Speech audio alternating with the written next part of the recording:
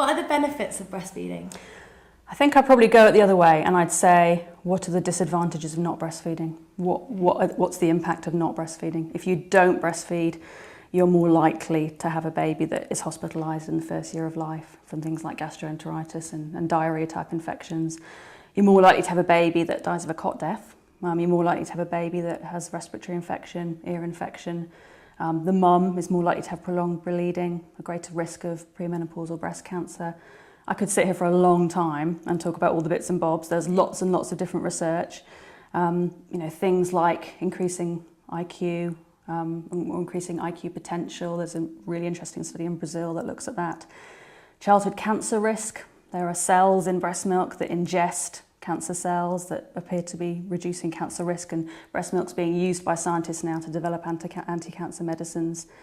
But I think more than all that sciencey stuff, it's actually about the relationship between the mother and the baby. That's the stuff that matters. So it's about creating that bond, having that responsive relationship and communication that then sets up, an emotional stability that hopefully will then see that child through, the rest of their life. And that's something that the UNICEF Baby Friendly programme are recognising, even for people that don't choose to breastfeed. It's not just about breast milk. If you're going to bottle feed your baby, let's do it in a certain way. Let's do it responsibly. Let's have lots of skin to skin. Let's really make sure that we're responding to the baby's cues. So I think it's probably almost more importantly about psychology and emotions than it is about, percentages of childhood cancer risk or percentages of ear infection. I don't know many women that choose to breastfeed because they want to make sure their baby's not going to get an ear infection. I think most people breastfeed because there's something inside us instinctively, something about who we are as mammals and primates. It feels naturally like a thing that baby wants, and they respond to that. Why do so many women find it so difficult to breastfeed? Well, I would probably say actually that if we think about all women throughout history, throughout all cultures, throughout all the time human beings have been around, they've actually found it bloody easy. Breastfeeding has been really straightforward. Not complicated, not hard. For most women in the world today, breastfeeding is really not difficult. It's the thing that you've been watching since you're a little girl. You've seen your auntie and your cousin and your mum do it 50 times, and it's just not a complicated thing.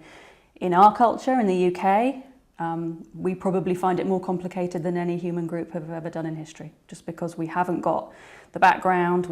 Most of us haven't even seen breastfeeding until we're holding our own baby for the first time. That's how messed up we are. We're also living in a culture where there's a lot of commercial influence from artificial milk companies, and not all our healthcare professionals have got the time or the training to be able to give us the support we need.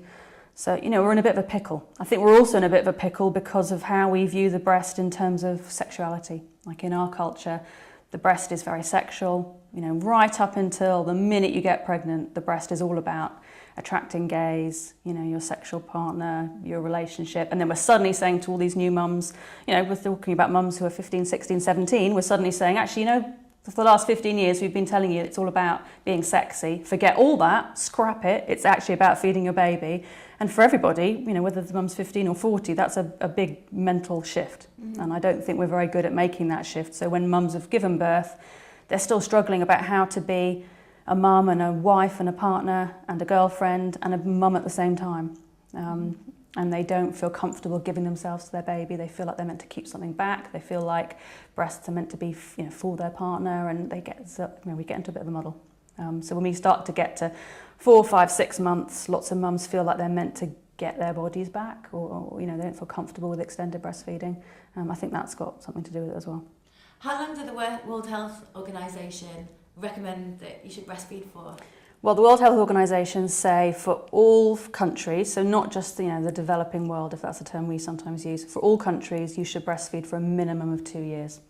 So it's 2 years and beyond. Some people say, they recommend 2 years. No, the literature is really clear. It's 2 years as a minimum, and then beyond as long as you want to, as long as mum and baby want to. There's no end cut-off point. And science is really supporting us in that. It's we know that lots of the immunological benefits increase over time. We know that all the emotional and psychological benefits continue.